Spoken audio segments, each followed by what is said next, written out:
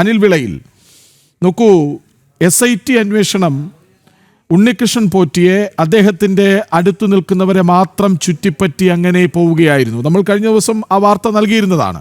ഇന്നിപ്പോൾ കോടതി അന്വേഷണത്തിൻ്റെ ശരിയായ വഴി SITക്ക് കാട്ടിക്കൊടുക്കുന്നു. അതെ, നമ്മൾ കഴിഞ്ഞ ദിവസങ്ങളിലെ ചർച്ചകളിലൊക്കെ തന്നെ പറഞ്ഞ് തേഞ്ഞുപോയ ചില പ്രയോഗങ്ങളുണ്ട്. ഉണ്ണികൃഷ്ണൻ പോറ്റി ഒരു മഞ്ഞുമലയുടെ അറ്റമാണ്, ഒരു ചെറിയ മീനാണ് തുടങ്ങിയ വാക്കുകളൊക്കെ ആയിരുന്നു നമ്മൾ എല്ലാ ചർച്ചകളിലും ഉപയോഗിച്ചിരുന്ന വാക്കുകൾ. പക്ഷെ ആ വാക്കുകൾക്ക് അപ്പുറത്തേക്ക് നമ്മൾ പോകേണ്ടതുണ്ട്. കാരണം ഇതൊക്കെ ഒരു നാടൻ പ്രയോഗങ്ങൾ മാത്രമാണെങ്കിലും ഇതിന്റെ പിന്നിൽ പ്രവർത്തിച്ച ശക്തികൾ വളരെ പ്രബലരാണ്, വളരെ പ്രശസ്തരാണ്. രാഷ്ട്രീയപരമായിട്ടും ഔദ്യോഗികമായിട്ടും വളരെ വലിയ പിടിപാടുകളുള്ള വ്യക്തിത്വങ്ങളൊക്കെ തന്നെയാണ് ശബരിമലയിൽ ഇത്തരത്തില് മോഷ്ടിച്ച പ്രധാനപ്പെട്ട കക്ഷികൾ. ഉണ്ണികൃഷ്ണൻ പോറ്റി എന്ന് പറയുന്ന കക്ഷിയെ പറ്റി ആലോചിക്കുമ്പോൾ അദ്ദേഹത്തിനെ ആരാണ് അവിടേക്ക് കൂട്ടിക്കൊണ്ടുവന്നത്? ഇത്തരത്തിലുള്ള മോഷണങ്ങൾ നടത്താനും ഇത്തരത്തിലുള്ള സ്പോൺസർഷിപ്പുകൾ നടത്താനും അദ്ദേഹത്തിനെ കരുവാക്കിയത് ആരാണ്? തുടങ്ങിയ കാര്യങ്ങളെ പറ്റിയൊക്കെയുള്ള അന്വേഷണം ഈ കേസുമായി ബന്ധപ്പെട്ട ഇനിയും വളരെ കൂടുതൽ മുമ്പോട്ട് പോകേണ്ടതുണ്ട്. ശ്രീ കൃഷ്ണരാജ്, നമ്മൾ മനസ്സിലാക്കേണ്ട ഒരു കാര്യം, ഈ കേസിനകത്ത് ഇതുവരെ നടന്നിട്ടുള്ള കാര്യങ്ങളുടെ പോസ്റ്റ്മോർട്ടം ചെയ്യലല്ല നമ്മുടെ ആവശ്യം. ഇതുവരെ ചെയ്യാതെ പോയ കാര്യങ്ങളെ പറ്റിയാണ് നമ്മൾ പോസ്റ്റ്മോർട്ടം ചെയ്യേണ്ടത്. കാരണം ഈ കേസിനകത്ത് ആരൊക്കെയാണ് പ്രതികളാവാൻ സാധ്യതയുള്ളത് എന്ന് പൊതുസമൂഹത്തിലെ എല്ലാവർക്കും ഏകദേശം ധാരണയുള്ളൊരു കാലഘട്ടമാണ്. പക്ഷേ ഇത്രയും ദിവസം അവരുടെ ആ പ്രതികളാകപ്പെടുന്നവരുടെ വീടുകളിലൊന്ന് റെയ്ഡ് ചെയ്യാനോ അവിടുന്ന് ഔദ്യോഗികമായ രേഖകൾ പിടിച്ചെടുക്കാനോ ഒന്നും ഒരു ആത്മാർത്ഥമായ സമീപനം ഇതുവരെ അന്വേഷണ ഏജൻസികളുടെ ഭാഗത്തുനിന്നും ഉണ്ടായിട്ടില്ല എന്നുള്ള യാഥാർത്ഥ്യമുണ്ട്. ശ്രീ മുരാരി ബാബു തുടങ്ങിയ വ്യക്തികൾ, അദ്ദേഹമൊക്കെ പഠിച്ച കള്ളനാണ്. ചെറിയ രീതിയിൽ സർവീസിൽ കയറി ദേവസ്വം ബോർഡിലെ ഏറ്റവും വലിയ പദവികളിലേക്ക് എത്തിച്ചേർന്ന മുരാരി ബാബുവിന്റെ കൂട്ടുള്ള കൊടും കള്ളന്മാർക്ക് ഇപ്രകാരം മോഷ്ടിക്കാമെങ്കിൽ ആ മോഷണത്തിന് വേണ്ടി ആ മോഷണവുമായി ബന്ധപ്പെട്ട രേഖകളൊക്കെ കൃത്യമായി നശിപ്പിക്കാനുള്ള കഴിവും പ്രാപ്തിയുമുള്ള വ്യക്തിയാണ്. നാളിതുവരെ ഒരു ഔദ്യോഗികമായി അദ്ദേഹത്തിന്റെ വീടൊന്ന് റെയ്ഡ് ചെയ്യാനോ അദ്ദേഹവുമായി ബന്ധപ്പെട്ട ആൾക്കാരെ വിളിപ്പിച്ച് ചോദിക്കാനോ അവരുടെ വീടുകളിൽ പരിശോധന നടത്താനോ നാളിതുവരെ അന്വേഷണ ഏജൻസികൾ തയ്യാറായിട്ടില്ല എന്നുള്ളതാണ് നമ്മൾ കാണുന്ന പ്രധാനപ്പെട്ട ഒരു പ്രശ്നം. ഇതേ അവസ്ഥ തന്നെയാണ് ബാക്കി വ്യക്തികൾ. പത്മകുമാർ, വാസു തുടങ്ങിയ മുഖ്യ കള്ളന്മാർ ഈ കേസിലുണ്ട്. ആ കള്ളന്മാരിലേക്ക് നാളിതുവരെ അന്വേഷണം എത്തിയിട്ടില്ല. നമ്മൾ മനസ്സിലാക്കേണ്ട ഒരു കാര്യം, ഈ കേസിൽ ഇവരൊക്കെ തന്നെ പ്രതികളാകുമെന്ന് ധാരണ കിട്ടിയപ്പോൾ തന്നെ ആദ്യമായി ചെയ്യേണ്ട നടപടി ഇവരുടെ വീടുകളൊക്കെ റെയ്ഡ് ചെയ്ത് കൃത്യമായ രേഖകളും തൊണ്ടിമുതലുകളും പിടിച്ചെടുക്കുകയായിരുന്നു. അത് ഈ കേസിനകത്ത് ഉണ്ടായില്ല എന്നുള്ളതാണ്. മാത്രം ഉന്നമിട്ടിട്ടും അദ്ദേഹത്തെ വെറുതെ വിടുകയായിരുന്നില്ലേ? അദ്ദേഹത്തിനെതിരെ എന്ത് അന്വേഷണത്തിന്റെ ഭാഗം എന്ത് നടന്നു? അദ്ദേഹം നിർബാധം പലയിടങ്ങളിൽ കയറിയിറങ്ങിയില്ലേ? അവസാനം കോടതിയല്ലേ പറഞ്ഞത് മാധ്യമങ്ങൾക്ക് മുന്നിൽ വരരുത്, അടങ്ങിയിരുന്നോണം എന്ന് പറഞ്ഞത് അപ്പോഴല്ലേ? അപ്പോൾ തെളിവ് നശിപ്പിക്കാനുള്ള എല്ലാ സാധ്യതകളും ഉണ്ണികൃഷ്ണൻ പോറ്റിക്കടക്കം ഇവർ നൽകി, അവസരം നൽകി.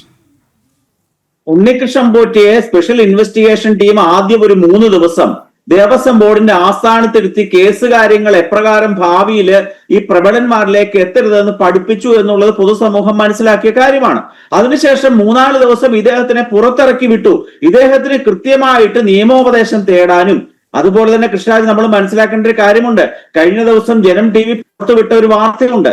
ഈ കേസിനകത്ത് ഉണ്ണികൃഷ്ണൻ പോറ്റി ഒരു ദേശീയ മാധ്യമത്തിന്റെ ഒരു ലേഖകനോട് അല്ലെ ഒരു പത്രപ്രവർത്തകനോട് പറഞ്ഞൊരു കാര്യം, 25 വർഷക്കാലമായി ഞാൻ മാനസിക രോഗത്തിന്റെ ചികിത്സയിൽ മരുന്ന് കഴിച്ചുകൊണ്ടിരിക്കുകയാണ്. ഇപ്രകാരമൊക്കെയുള്ള ആ ഒരു തിരക്കഥ ഈ കേസുമായി ബന്ധപ്പെട്ട് ഒരുങ്ങിക്കഴിഞ്ഞു എന്നുള്ള വസ്തുത നമ്മുടെ സ്പെഷ്യൽ ഇൻവെസ്റ്റിഗേഷൻ ടീം മനസ്സിലാക്കാതെയാണ് ഈ കേസുമായി മുമ്പോട്ട് പോയിക്കൊണ്ടിരിക്കുന്നത്. ഉണ്ണികൃഷ്ണൻ പോറ്റിയെ സംബന്ധിച്ചിടത്തോളം നമ്മൾ മനസ്സിലാക്കേണ്ടത്, ഈ കേസിനകത്ത് 10/10/2025 തയ്യാറാക്കിയ മഹസർ ഉണ്ടല്ലോ, 10/10/2025 ബഹുമാനപ്പെട്ട കേരള ഹൈക്കോടതിയുടെ ആ ജഡ്ജ്മെന്റിലെ 4ാം പാരഗ്രാഫ് നമ്മൾ നോക്കണം. അതനുസരിച്ച് 19/7/2019 തയ്യാറാക്കിയ മഹസർ, ആ മഹസറിനകത്ത് ഒപ്പുവെച്ചിരിക്കുന്ന ആരൊക്കെയാണ്? ദേവസ്വത്തിലെ തന്ത്രി ഉൾപ്പെടെയുള്ള പ്രബലരായിട്ടുള്ള വ്യക്തികളാണ്. അപ്രകാരം തയ്യാറാക്കിയ മഹസർ അനുസരിച്ച് ഉണ്ണികൃഷ്ണൻ പോറ്റിക്ക് കൊടുത്തുവിട്ട സാധനം എന്താണ്? വെറും ചെമ്പ് പാളി മാത്രമാണ്. ഉണ്ണികൃഷ്ണൻ പോറ്റി പറയാൻ പോകുന്ന തർക്കം എന്താണ്? എനിക്ക് ഈ മഹസർ അനുസരിച്ച് ദേവസ്വത്തിലെ തന്ത്രി ഉൾപ്പെടെയുള്ള പ്രബലരായിട്ടുള്ള വ്യക്തികൾ തയ്യാറാക്കി ഒപ്പിട്ട മഹസരം പ്രകാരം ഞാൻ വാങ്ങിക്കൊണ്ടു പോയത് ചെമ്പ് പാളി മാത്രമാണ്. അതാണല്ലോ പത്മകുമാറും ആദ്യഘട്ടം മുതൽ എടുത്തുകൊണ്ടിരിക്കുന്ന ഒരു തർക്കവും. അപ്രകാരം ഞാൻ ഏറ്റുവാങ്ങിയ ആ ചെമ്പ് പാളി ഞാൻ കൊണ്ടുവന്ന് എന്റെ കയ്യിലെ പൈസ ഉപയോഗിച്ചുകൊണ്ട് ഞാൻ സ്വർണം പൂശി തിരികെ കൊടുത്തു. അതുകൊണ്ട് ഞാൻ എന്ത് കുറ്റമാണ് ചെയ്തതെന്ന് ഉണ്ണികൃഷ്ണൻ പോറ്റി നാളെ കോടതിയിൽ ചോദിച്ചാൽ എന്ത് മറുപടി പറയും? അപ്പോൾ തന്ത്രി എന്ത് പറയും? തന്ത്രിക്ക് എന്ത് പറയാൻ സാധിക്കും? വർഷങ്ങളായി ശബരിമലയുമായി ബന്ധപ്പെട്ട് ഈ മണ്ഡലകാലത്തും എല്ലാ മാസപൂജ സമയത്തും ദിവസവും അവിടെ ഇരിക്കുന്ന തന്ത്രി പറയുകയാണ് ആ ഇളക്കി കൊടുത്തത് ചെമ്പാണ്. അതൊരു അന്താരാഷ്ട്ര തലത്തിലുള്ള ഒരു ഗൂഢാലോചനയുടെ ഭാഗം തന്നെയാണ്. ഈ ചെമ്പിനെ കൊടുത്തു വിട്ടു എന്ന് പറയുന്ന മഹസർ തയ്യാറാക്കിയിരുന്നത് തന്നെ ഉണ്ണികൃഷ്ണൻ പോറ്റിക്ക് ഭാവിയിൽ ഈ കേസിൽ നിന്ന് രക്ഷപ്പെടാൻ സഹായിക്കുന്ന ഒരു എവിഡൻസ് ആക്കി മാറ്റിയിരിക്കുകയാണ്.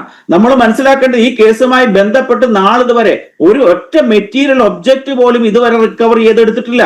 ഇതിനകത്ത് ഏതാണ് റിക്കവർ ചെയ്തെടുത്തോണ്ട് വരണ്ടേ? സ്വർണ്ണപ്പാളിയാണോ, ഉരുക്കിയ സ്വർണമാണോ, അതോ അത് ഉപയോഗിച്ചിട്ടുള്ള ബാക്കി വസ്തുക്കളാണോ തുടങ്ങിയ കാര്യങ്ങളെ പറ്റി യാതൊരു വ്യക്തിയും നാളിതുവരെ വന്നിട്ടില്ല. ഉണ്ണികൃഷ്ണൻ പോറ്റിയെ 15 ദിവസത്തെ കസ്റ്റഡിയിൽ കിട്ടി. ഈ 15 ദിവസം കൊണ്ട് അന്വേഷണം ഒരാളിൽ നിന്ന് അടുത്ത ആളിലേക്ക് പോയിക്കൊണ്ടിരിക്കും എന്നുള്ള തോന്നലിലാണ് പൊതുസമൂഹം എല്ലാം ഇരിക്കുന്നത്. പക്ഷേ ആ ഒരു ധാരണ 100% തെറ്റാണ്. കാരണം ഇതുമായി ബന്ധപ്പെട്ട് എപ്രകാരം ഭാവിയിൽ രക്ഷപ്പെടാമെന്നുള്ള തിരക്കഥകൾ ഒരുങ്ങിക്കഴിഞ്ഞിരിക്കുന്ന ഒരു സാഹചര്യമാണ്. ആ സാഹചര്യത്തിന് അനുസരിച്ചുകൊണ്ട് സ്പെഷ്യൽ ഇൻവെസ്റ്റിഗേഷൻ ടീം അവരുടെ തന്ത്രങ്ങൾ മാറ്റേണ്ട ദിവസങ്ങളായി. കാരണം 2019 നടന്ന 6 വർഷക്കാലമായി മൂടിവെക്കാൻ സാധിച്ച ഒരു കള്ളം, ആ കള്ളം പൊളിഞ്ഞത് അയ്യപ്പ ഭഗവാന്റെ അനുഗ്രഹം കൊണ്ടാണെന്ന് വിശ്വസിക്കുകയാണെങ്കിൽ ഇനിയുള്ള കാലത്ത് അപ്രകാരം മറഞ്ഞിരുന്ന തെളിവുകളെ കുഴിച്ചു മൂടാനും കഴിവും പ്രാപ്തിയുമുള്ള പ്രതികളാണ് ഈ കേസിലേക്ക് വരാൻ പോകുന്നത്. പത്മകുമാർ, വാസു ഇവർ തമ്മിലുള്ള അവിഹിത ബന്ധം. വാസു ഒരു നിസ്സാരക്കാരനായ വ്യക്തിയല്ല, നിയമരംഗത്ത് കൃത്യമായ പരിജ്ഞാനമുള്ള വ്യക്തിയാണ്. അദ്ദേഹം വിജിലൻസിന്റെ ട്രൈബ്യൂണലായി പ്രവർത്തിച്ച നിയമരംഗത്ത് പാണ്ഡിത്യമുള്ള വ്യക്തിയാണ്. അദ്ദേഹത്തിന് ഇത്രയും ദിവസവും ചോദ്യം ചെയ്യാതിരുന്നതിന് തന്നെ അദ്ദേഹത്തിന് തെളിവുകൾ നശിപ്പിക്കാൻ മതിയായിട്ടുള്ള സമയം ലഭിച്ചു എന്നുള്ളതിന്റെ കൃത്യമായ സൂചനയാണ്. ഇനിയും വാസുവിന്റെ വീട്ടിൽ പരിശോധന നടത്തിയാൽ ആട് കടന്നെടുത്ത് പൂട പോലും കാണുകയില്ല എന്നുള്ളത് അന്വേഷണ ഉദ്യോഗസ്ഥർക്ക് കൃത്യമായിട്ടറിയാം. അപ്രകാരമുള്ള ധൈര്യവും തന്റെ ഇടമുള്ള അന്വേഷണ ഉദ്യോഗസ്ഥരൊന്നുമല്ല ഈ ഇൻവെസ്റ്റിഗേഷൻ ടീമിലുള്ളത്. ശ്രീ ജയചന്ദ്രൻ മാസ്റ്റർ സൂചിപ്പിച്ചതുപോലെ ഇത് അന്യ സംസ്ഥാനങ്ങളിലേക്ക് വ്യാപിച്ചു കിടക്കുന്ന ഒരു വലിയ ക്രിമിനൽ കേസാണ്. ഒരു അന്താരാഷ്ട്ര തലത്തിലുള്ള ഗൂഢാലോചന പോലും ഇതിൽ സംശയിക്കേണ്ടിയിരിക്കുന്നു. പ്രബലരായ വ്യവസായികള്, രാഷ്ട്രീയ നേതാക്കന്മാര്, മുഖ്യമന്ത്രിയുടെ ഓഫീസ് വരെ നീളാൻ സാധ്യതയുള്ള ഒരു കൊടും ക്രിമിനൽ കേസാണിത്. അതുകൊണ്ട് ഈ കേസുമായി ബന്ധപ്പെട്ട കാര്യങ്ങളുടെ അന്വേഷണം സ്പെഷ്യൽ ഇൻവെസ്റ്റിഗേഷൻ ടീം തന്നെ നടത്തിയാൽ മതിയോ എന്നുള്ള കാര്യം ബഹുമാനപ്പെട്ട ഹൈക്കോടതി ഒന്ന് പരിശോധിക്കേണ്ട കാര്യം.